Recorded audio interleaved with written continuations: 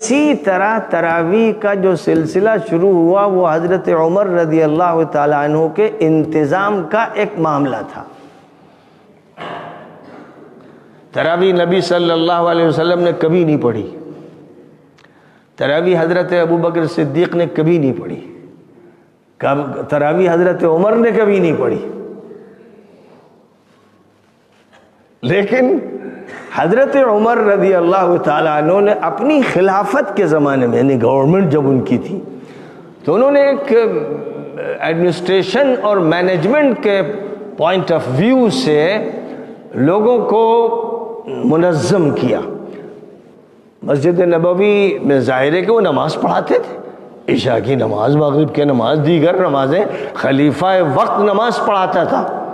اسلام کا جو ابتدائی دور گزرا ہے اس میں جو خلیفہ ہوتا تھا یعنی نبی کا نائب، تو جیسے نبی نماز پڑھاتے تھے اور نبی جہاد کی بھی کمان اپنے ہاتھ میں سنبھالتے تھے، اور نبی پالیٹکس بھی اپنے ہاتھ میں رکھتے تھے، اور نبی جوڈیشیری بھی اپنے ہاتھ میں رکھتے تھے، تو جو نبی کا خلیفہ ہوتا تھا، صحیح معنی میں خلیفہ ہوتا تھا، وہ بھی مسجد میں امامت بھی کرتا تھا،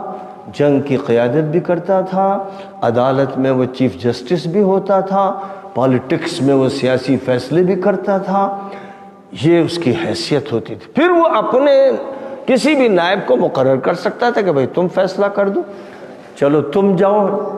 جنگ کی قیادت کرو، تو اس کی طرف سے پھر کسی کو متعین کیا جاتا تھا۔ نبی صلی اللہ علیہ وسلم پر رمضان المبارک کے روزے سن 2 ہجری میں فرض ہوئے، سن 2 ہجری میں، اور سن 2 ہجری میں رمضان میں بدر کی جنگ ہوئی۔ بدر میں جو جنگ ہوئی ہے، بدر تقریباً 150-170 کلومیٹر دور ہے مدینہ منورہ سے، وہاں تک جانا ہوا، راستہ طے کرنا اور جنگ کے انتظامات، اور پھر جنگ اور اس کے بعد واپسی، یہ سب رمضان میں ہوا۔ جیسے مکہ مکرمہ کے فتح کرنے کی کارروائی رمضان میں ہوئی۔ تو بہرحال اس سلسلے میں حکم یہ تھا کہ سفر میں اگر چاہیں روزہ رکھیں چاہے نہ رکھیں، اور بہتر یہی ہے جبکہ جنگ کا سفر ہو تو روزہ نہ رکھا جائے، بعد میں قضا کر لی جائے۔ تو اس طرح کا عمل جنگ بدر میں اختیار کیا گیا، جنگ اور فتح مکہ کے موقع پر بھی اختیار کیا گیا۔ اب نبی صلی اللہ علیہ وسلم کو مدینہ منورہ میں جو پہلا رمضان ملا اس میں رمضان کے روزے نہیں رکھے گئے، دوسرا رمضان جو ملا اس میں روزے رکھے گئے، لیکن روزے ترک بھی ہوئے، اور بدر کی فتح کے بعد پھر آپ واپس آئے، جو دن ملے ان کے روزے رکھ لیے گئے۔ یہ دوسرے سال کی بات ہے۔ تیسرے سال نبی صلی اللہ علیہ وسلم نے یہ ارادہ کیا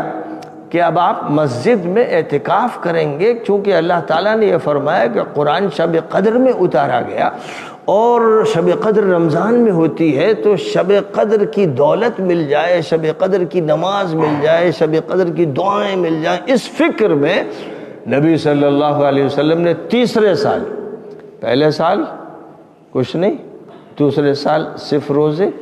تیسرے سال آپ نے مسجد نبوی میں اعتکاف فرمایا، اور پہلے عشرے کا اعتکاف، یہ جگہ آپ کے اعتکاف کی تھی، یہ جو سامنے کمرہ ہے، ایسے ہی نبی پاک علیہ السلام کا کمرہ تھا جو حضرت عائشہ کا گھر تھا، اور دیگر ازواج مطہرات کے بھی گھر تھے، لیکن یہ گھر کیونکہ بالکل ملا ہوا تھا تو اسی کے دروازے سے لگا کر آپ کا پردہ لگتا تھا جہاں آپ اعتکاف کرتے تھے۔ تو آپ نے رمضان کے پہلے عشرے کا اعتکاف کیا،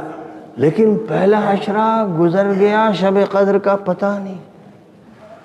تو پھر آپ نے دوسرے عشرے کا اعتکاف شروع کر دیا، دوسرے عشرے کا بھی اعتکاف کرتے رہے۔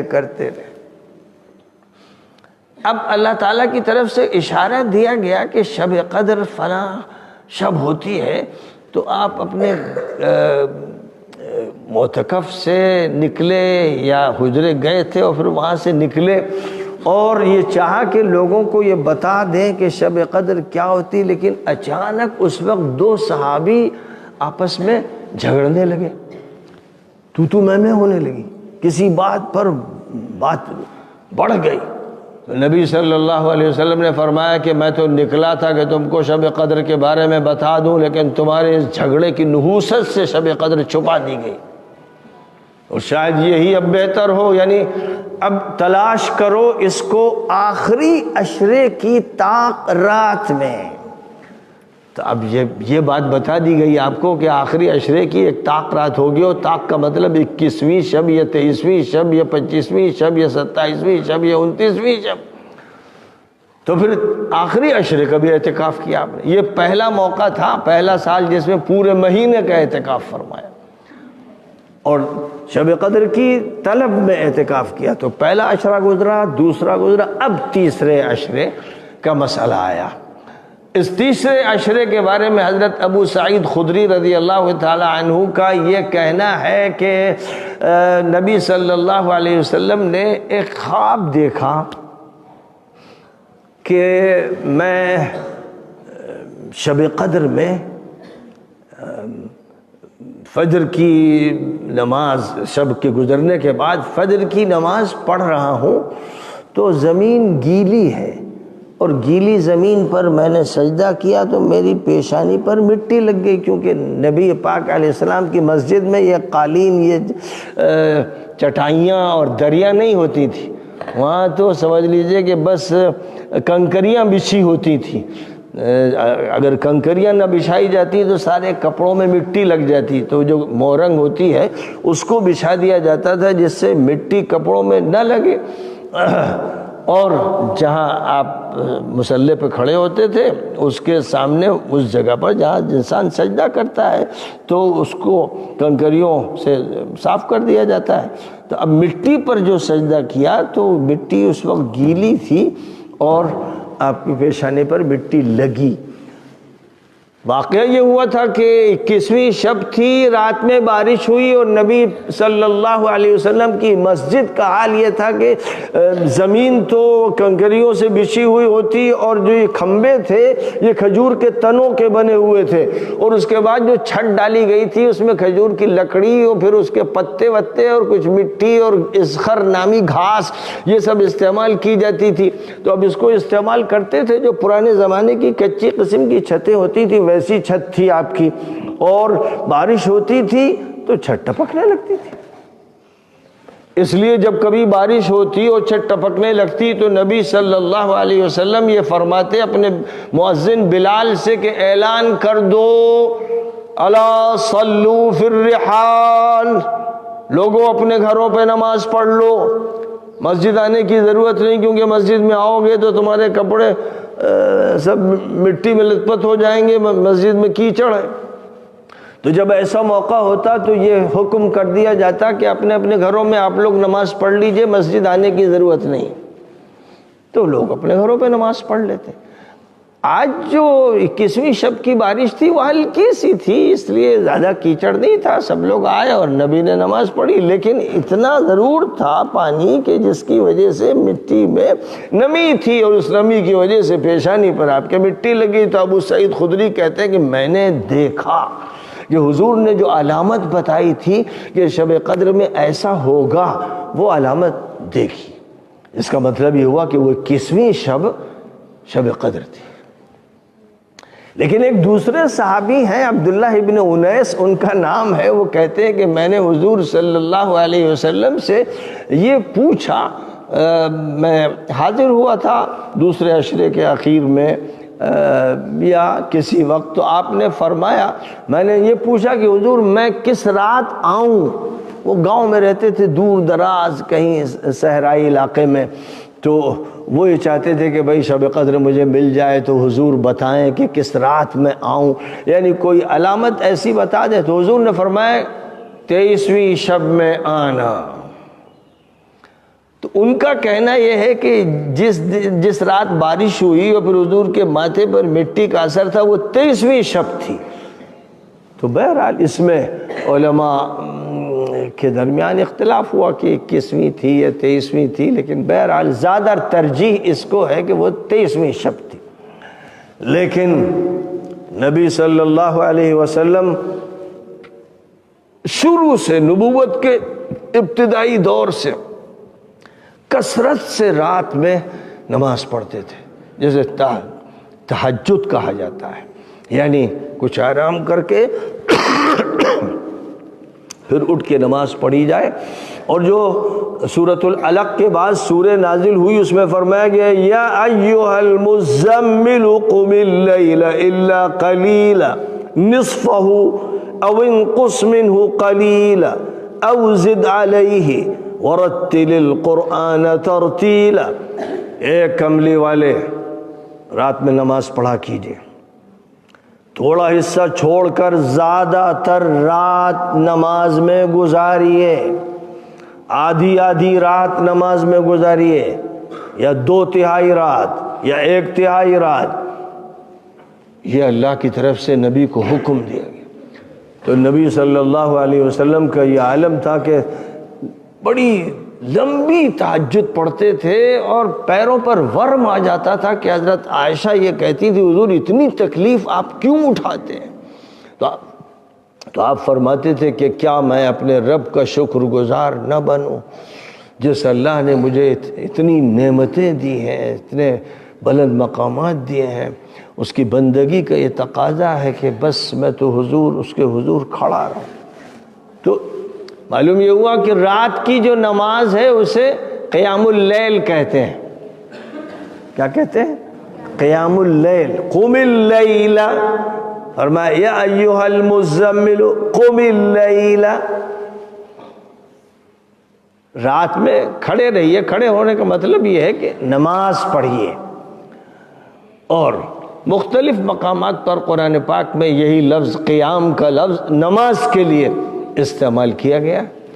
تو نبی صلی اللہ علیہ وسلم رات کی نمازیں پڑھتے تھے اور لمبی نمازیں پڑھتے تھے، جیسے ابھی قرآن ہی میں آیا، قرآن کے الفاظ ہیں کہ آدھی رات یا 2/3 رات یا 1/3 رات۔ اور پھر نبی صلی اللہ علیہ وسلم کی صحت متاثر ہوتی گئی تو رات کا چھٹا حصہ جو باقی رہتا وہ آپ تہجد میں گزارا کرتے تھے، اور کبھی اس سے بھی کم ہوتا، کبھی اس سے زیادہ ہوتا۔ تو حضرت عائشہ رضی اللہ تعالیٰ عنہ کہتی ہیں حضور نے 5 رکعتیں بھی پڑھی ہیں، 7 بھی پڑھی ہیں، 9 بھی پڑھی ہیں، 11 بھی پڑھی ہیں، 13 بھی پڑھی ہیں۔ اور یہ بھی ثابت ہے روایت سے کہ اگر کبھی حضور صلی اللہ علیہ وسلم کی تہجد رہ جاتی تھی تو آپ سورج نکلنے کے بعد، اشراق کا وقت آ جانے کے بعد اس کی قضا 12 رکعت کرتے تھے۔ قضا میں 12 رکعت کا تذکرہ ہے، جس کا مطلب یہ ہوا کہ جو میکسیمم ہے حضور قضا میں اس کا اہتمام کرتے تھے۔ یہ نہیں کہ 5 پڑھ لی یا 7 پڑھ لی یا کم یا بیش، بلکہ اس وقت منیمم کا نہیں میکسیمم کا اہتمام کرتے تھے۔ تو یہ آپ کا عمل رہا، اور یہی عمل رمضان المبارک میں ہوتا تھا، لیکن رکعتیں اور طویل ہو جاتی تھی۔ یوں بھی عام راتوں کا حال بھی یہ تھا کہ حضور ایک رکعت پڑھتے تھے تو اس میں سورہ بقرہ بھی پڑھ لی اور سورہ آل عمران بھی پڑھ لی اور سورہ نساء بھی پڑھ لی، 3 4 صورتیں، 5 پارے 6 پارے ایک رکعت، کہ دوسرا کوئی آپ کے ساتھ کھڑا ہو جاتا تو وہ لرزنے لگتا، بیٹھنے میں مجبور ہو جاتا، یا نماز آپ کے ساتھ پڑھ نہ سکتا، اتنا مشکل ہوتا۔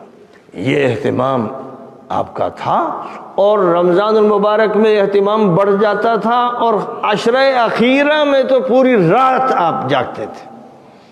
پوری رات اہتمام کرتے تھے۔ اس لیے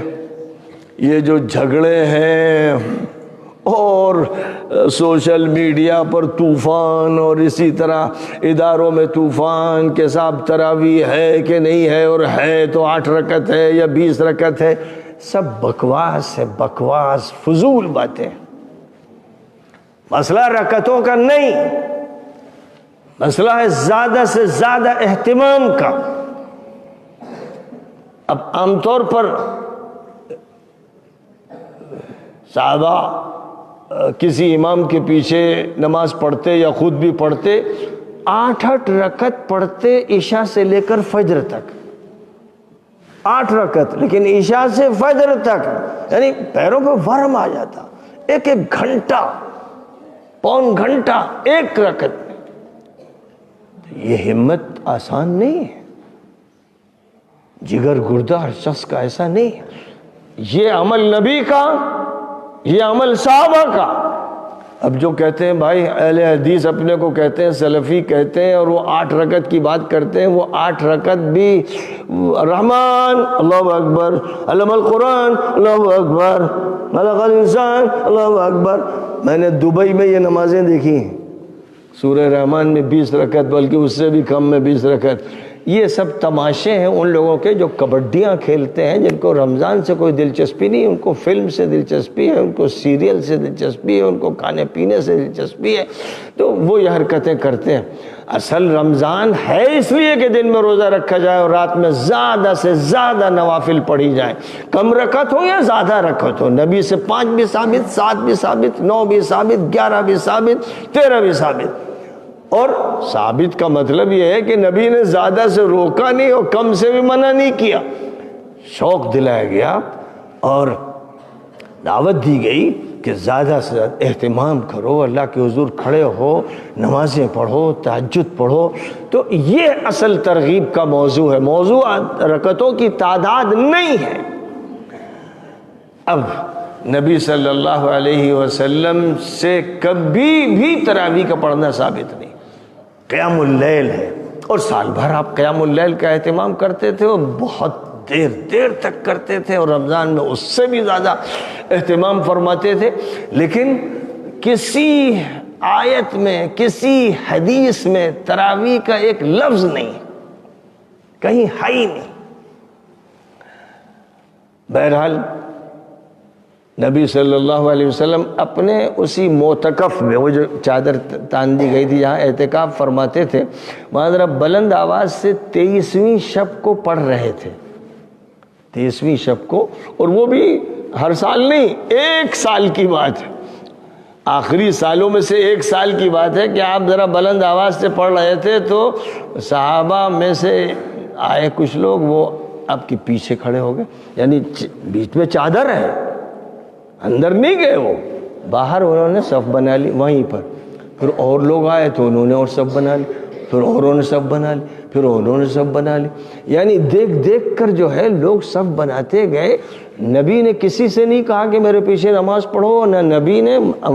محراب میں آ کر باقاعدہ نماز پڑھائی، نہ عشاء کے بعد نماز شروع کی، ایسا کچھ نہیں. نبی اپنے معتکف میں، اپنی چادر کے اندر نماز پڑھ رہے تھے بلند آواز کی، تو آتے گئے لوگ شوق میں اور شامل ہوتے گئے. بہرحال نبی نے منع بھی نہیں کیا کہ شوق و ذوق سے نماز میں شریک ہو رہے ہیں، ٹھیک ہے. اس کے بعد 24ویں شب میں آپ نے بلند آواز سے نہیں پڑھا کہ لوگ پھر آ کے کھڑے نہ ہو جائیں. لیکن 25ویں شب، کیونکہ شب قدر 25ویں ہو سکتی تھی، 23ویں ہو سکتی تھی، پھر آپ نے ذرا بلند آواز سے پڑھنا شروع کیا تو پھر نمازی کھڑے ہوتے چلے گئے اور زیادہ بڑی جماعت ہو گئی. پھر نماز اسی طرح پوری کر لی گئی اور لمبی نماز ہوتی رہی. پھر نبی صلی اللہ علیہ وسلم نے 26ویں شب میں یہ عمل نہیں کیا، 27ویں شب میں کہ امکان تھا کہ شب قدر ہو، پھر آپ نے بلند آواز سے پڑھا اور لوگ کھڑے ہوتے چلے گئے. تو اب اس کا مطلب یہ ہوا کہ نبی نے منع نہیں کیا کہ جماعت اگر آپ کرتے ہیں تو یہ بھی مسنون عمل ہے، نفل کی بھی جماعت ہو سکتی ہے. اس سے اتنی بات ثابت ہوئی بس کہ جماعت سے منع نہیں کیا. لیکن اس کے بعد جب 28ویں کو بھی لوگ آئے اور چاہتے تھے کہ نبی نماز پڑھائیں، اور کوئی کھکارتا تھا یعنی حضور سن لیں کہ بھئی ہم لوگ بیٹھے ہوئے انتظار کر رہے ہیں، تب حضور نے پردہ ہٹایا اور کہا کہ جائیں آپ لوگ، تشریف لے جائیں، تشریف لے جائیں، اپنے گھروں میں پڑھیں، نفل گھروں پہ پڑھنا زیادہ بہتر ہے. میں نے پہلی رات، دوسری رات، تیسری رات منع نہیں کیا، لیکن میں یہ نہیں چاہتا ہوں کہ یہ مسئلہ ایسا ہو جائے کہ پھر آپ پر لازم ہو جائے اور پھر یہ فرض ہو جائے یا واجب ہو جائے اور پھر اس کو ادا کرنا مشکل ہو جائے. میں چاہتا ہوں کہ سہولت مسئلے میں رہے اور آپ کو اختیار حاصل رہے، اپنے شوق سے پڑھیں، نہ پڑھیں تو بھی آپ پر کوئی گناہ نہیں. اس لیے چلے صاحب مسجد سے روانہ کر دیا سب کو، صحابہ سے کہا کہ گھر جائیے، گھر جا کے پڑھیے۔ صرف 3 رات آپ نے تراویح نہیں پڑھائی، اپنی نفل پڑھ رہے تھے، یعنی قیام اللیل کر رہے تھے، تو آپ کے پیچھے کچھ لوگ آ کے کھڑے ہو گئے۔ اس لیے جو یہ کہتا ہے کہ 8 رکعت ہے وہ جھوٹ بولتا ہے، جو کہتا ہے صاحب 20 اور 22 اور 25 ہیں وہ بھی غلط بات کرتا ہے۔ نبی نے نہ یہ متعین کیا نہ وہ متعین کیا، آپ نے اپنی نماز پڑھی، اور اپنی نماز جیسے میں نے بتایا تو عائشہ ہی کی صحیح روایتیں ہیں کہ 5 بھی پڑھی اور 7 بھی پڑھی اور 9 بھی پڑھی اور 11 بھی پڑھی اور 13 بھی پڑھی، یہ آپ کا معمول رہا۔ اور ابو بکر صدیق رضی اللہ تعالیٰ عنہ کے زمانے میں تو تراویح پڑھی نہیں گئی، وہ قیام اللیل تھا، وہ اپنے گھر میں قیام کرتے تھے اور لوگ اپنے اپنے گھر میں کرتے تھے، کوئی جماعت نہیں ہوتی تھی۔ اب حضرت عمر کی خلافت کا زمانہ آیا تو حضرت عمر نماز پڑھا کر گھر چلے گئے، جہاں بھی انہیں جانا تھا وہاں چلے گئے، اور اس کے بعد ایک جائزہ لینے کے لیے وہ مسجد آئے تو دیکھا ادھر جماعت لگی ہوئی ہے، ادھر جماعت لگی ہوئی ہے، ادھر 10 آدمی 15 آدمی، تھوڑی سی تعداد کسی کے پیچھے پڑ رہے ہیں، آوازیں بھی ٹکرا رہی ہیں، ایک انتشار کی کیفیت ہے۔ مسلمانوں کو ایک جماعت ہونا چاہیے، یہ تتر بتر صورتحال ٹھیک نہیں ہے۔ تو پھر انہوں نے as a governor, as a خلیفہ ایڈمنسٹریشن کے لیے یہ کہا کہ بھائی یہ انتشار صحیح نہیں ہے، ابی ابن کعب کو میں امام بنا دیتا ہوں، آپ سب لوگ ایک جماعت میں پڑھیے، یہ زیادہ بہتر شکل ہے۔ تو لوگوں نے اتفاق کیا، ٹھیک ہے۔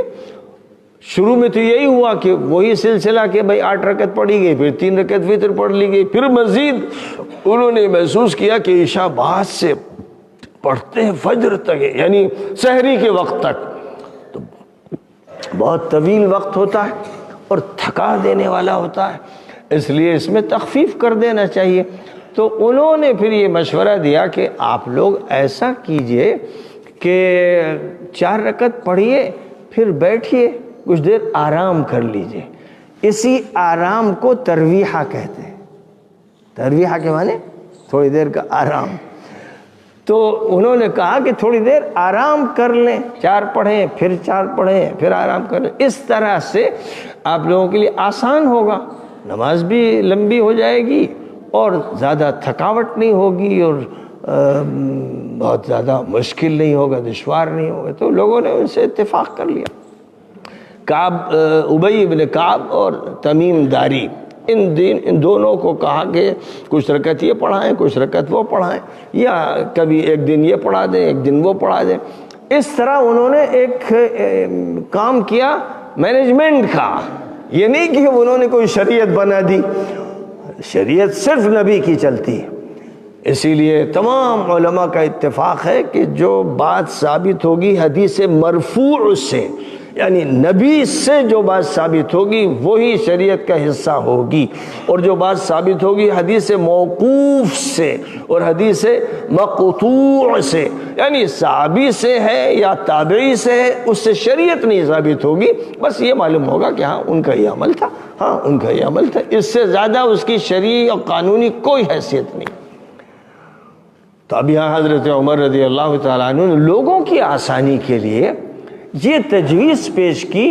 کہ آپ لوگ 20 رکعت پڑھیں، اگر 8 نہ پڑھ کر زیادہ بڑھا لیں رکعتیں اور بیچ میں آرام کے لیے بیٹھ بھی جائیں تو یہ زیادہ بہتر ہوگا، رکعتیں بڑھنے میں کوئی حرج نہیں ہے۔ آپ 100 رکعت پڑھیں کوئی حرج نہیں، اور اچھی بات ہے، کوئی شخص جتنی بھی رکعت پڑھنا چاہے، اور اکثر صحابہ اور تابعین بہت سی رکعتیں پڑھتے تھے، لمبی پڑھتے تھے یا رکعتوں کی تعداد بڑھا دیتے تھے، یہ عمل کرتے تھے کیونکہ یہ دائرہ ہے جواز کا، یہ جائز ہے۔ اب جائز میں آپ 10 پڑھیں یا 16 پڑھیں یا 20 پڑھیں یا 26 پڑھیں، کوئی پکڑ نہیں ہے، یہ قانون کی مخالفت کا کوئی مسئلہ نہیں ہے، ایک مسئلہ ہے مینجمنٹ کا۔ تو حضرت عمر نے اپنی خلافت کے زمانے میں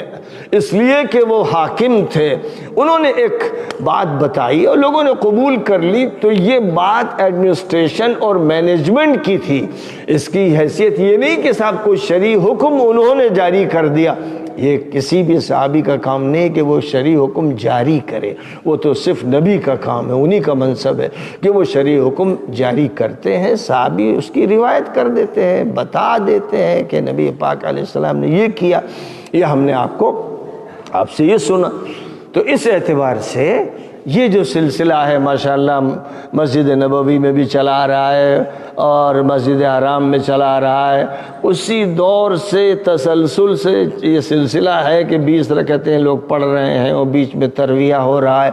اور بہت سی مسجدوں میں لوگ صرف 8 رکعتیں پڑھ رہے ہیں اور بہت سی مسجدوں میں مختصر پڑھ رہے ہیں، کہیں طویل پڑھ رہے ہیں، یعنی کیونکہ یہ اختیار شریعت نے ان کو دیا ہے تو اس اختیار کا استعمال کر رہے ہیں۔ لیکن بس وہی بات کہ جب مسئلہ آئے گا مینجمنٹ کا، جیسے یہاں جامعہ میں یا کسی بھی مدرسے میں تراویح ہمارے مینجمنٹ کا حصہ ہے، انتظامیہ کا حصہ ہے، طلباء کو پڑھنا ہے، اس لیے نہیں کہ فرض ہے، اس لیے کہ یہ انتظام کا حصہ ہے، جیسے کلاسز کا حصہ ہے، جیسے کسی کلاس کے استاد کا معاملہ ہے، جیسے نگرانی کا معاملہ ہے، جیسے ہاسٹل کا معاملہ ہے، جیسے کھانے کا اوقات کا معاملہ ہے، یہ سب شریعت نے نہیں متعین کیے ہیں، شریعت کے دائرے میں رہتے ہوئے انتظامیہ نے متعین کیے ہیں، اور ان کی پابندی لازمی ہے طلباء کے لیے، جیسے پولیس کے ذمہ لازمی ہے اپنی ٹریننگ اور فوج کے ذمہ لازمی ہے اپنی ٹریننگ، اور جس کی بھی ٹریننگ ہو رہی ہے اس پر وہ لازم ہو جاتی ہے۔ اس لیے یہاں پابندی لگائی جاتی ہے کہ طلباء سب اہتمام سے پڑھیں، ادھر ادھر پھرتے نہ رہیں، بیچ نماز میں ادھر ادھر نہ جائیں، اس کی اجازت نہیں ان کو، جیسے کلاس میں وہ کلاس کے وقت میں ٹہل نہیں سکتے، اور جو ہاسٹل کے اوقات ہیں خاص ان میں وہ خلاف ورزی نہیں کر سکتے، ورنہ نکال دیے جائیں گے، ان کا اخراج کر دیا جائے گا، اگر وہ مان لیتے ہیں فبیا نہیں مانتے ہیں تو بہرحال علیحدہ کر دیا جائے گا۔ تو ویسے ہی یہ انتظامیہ کا حصہ ہے، یہ بات اچھی طرح ذہن میں رکھنا کہ جو تاکید کی جاتی ہے، کل بہت ہی تاکید کے ساتھ ہم نے دیکھا کہ کچھ لڑکے ادھر جا رہے ہیں کچھ ادھر جا رہے ہیں، تو ان پر پابندی کروائی۔ یہ پابندی اس لیے نہیں کہ فرض ہے نماز، اس لیے نہیں کہ یہ نماز واجب، اس لیے ہے کہ یہاں کے انتظام میں، اور حضرت عمر کے زمانے سے حضرت عمر نے فرض نہیں کیا تھا، واجب نہیں کیا تھا، ایک مشورہ دیا تھا، اس مشورے کو لوگوں نے پسند کر لیا۔ لیکن ہم لوگوں کے اداروں میں یہ صرف مشورہ نہیں ہے، یہ مینجمنٹ کا ایک حصہ ہے، لہذا اس کی پابندی کرنی ہے۔ اس کی جو خلاف ورزی کرے گا وہ نافرمان ہوگا، وہ باغی ہوگا، وہ گنہگار ہوگا، وہ مجرم ہوگا، اس کا مواخذہ ہوگا، اس کو اس کی اجازت نظام میں رہتے ہوئے نہیں، اپنے گھر جا کر جو چاہو کرو تو، لیکن یہاں کے نظام کا یہ حصہ ہے، اس کی پابندی کرنی ہوگی۔ جیسے کتاب جب پڑھی جائے تو بیٹھنا ہوگا، ذکر کیا جائے تو کرنا ہوگا، یہ اس انتظام کا حصہ ہے، اس کو سمجھنے کی ضرورت ہے۔ اس لیے میں نے چاہا کہ وضاحت کر دوں کہ نہ نبی نے کبھی تراویح پڑھی، نہ ابو بکر صدیق نے پڑھی، نہ عمر نے پڑھی، جنہوں نے یہ مشورہ دیا خود نماز پڑھا کے چلے جاتے تھے۔ بھائی وہ تو امام تھے نا، امام تھے، جب وہ امام تھے تو انہیں نے کیوں نہیں پڑھائی تراویح؟ انہوں نے تو صرف آ کر دیکھا ادھر ادھر منتشر نماز پڑھ رہے تو کہا بھائی سب لوگ مل کے پڑھا کرو، لیکن یہ نہیں ہوا کہ خود کھڑے ہوتے جب بھائی میں نے عشاء پڑھائی اب میں سنت کے بعد تراویح پڑھاؤں گا تم لوگوں کو، تو سب لوگ بیٹھنا، کبھی ایسا نہیں ہوا۔ تو وہ خود بھی نہیں پڑھتے تھے تراویح، یعنی قیام اللیل کرتے تھے، اپنے گھر جا کر رات کی نمازیں پڑھتے تھے، ابو بکر صدیق ہو، عمر فاروق ہو، عثمان ابن عفان ہو، پوری رات، آدھی رات، ایک تہائی رات اللہ کی عبادت میں لگے رہتے تھے، اور یہ عام صحابہ کا حال تھا۔ قرآن پاک میں اس کی گواہی دی گئی ہے، شہادت دی گئی ہے کہ یہ کم سوتے ہیں، زیادہ تہجد پڑھتے ہیں، اور اس کے بعد اتنی نمازیں پڑھنے کے بعد بھی اللہ سے استغفار کرتے ہیں۔ یہ ہے مومن کی پہچان، اس کو چاہیے کہ محبت سے، شوق و ذوق سے زیادہ اللہ کی عبادت کرے، ڈنڈی نہ مارے، 8 رکعت 2 رکعت فلاں رکعت، وہ یہ کہتے ہیں سب بدماش ہیں جو ادھر ادھر کی باتیں کرتے ہیں۔ حدیث جو کہہ رہی ہے وہ کرو، اگر نبی کا اتباع کرنا ہے میں کہتا ہوں جو سلفی ہوتے ہیں ان سے کہتا ہوں نبی کا اتباع کرنا ہے تو پیروں پر ورم آ جائے تمہارے، پوری پوری رات نماز پڑھو، پھر جگو پوری رات، تب نبی کا اتباع ہوگا، ورنہ نبی کی باتیں مت کرو، اپنے من کی بات کرو، خواہش کی بات کرو، مستیوں کی بات کرو، پھر جا کر چند رکعتیں جلدی سے گھسیٹ کر پھر خوب کھاؤ پیو، پھیل پھیل کے لیٹو، یہ سب جو ہے اس کو دین کا نام دیا جاتا ہے، سوائے دھوکے اور فراڈ کے کچھ نہیں۔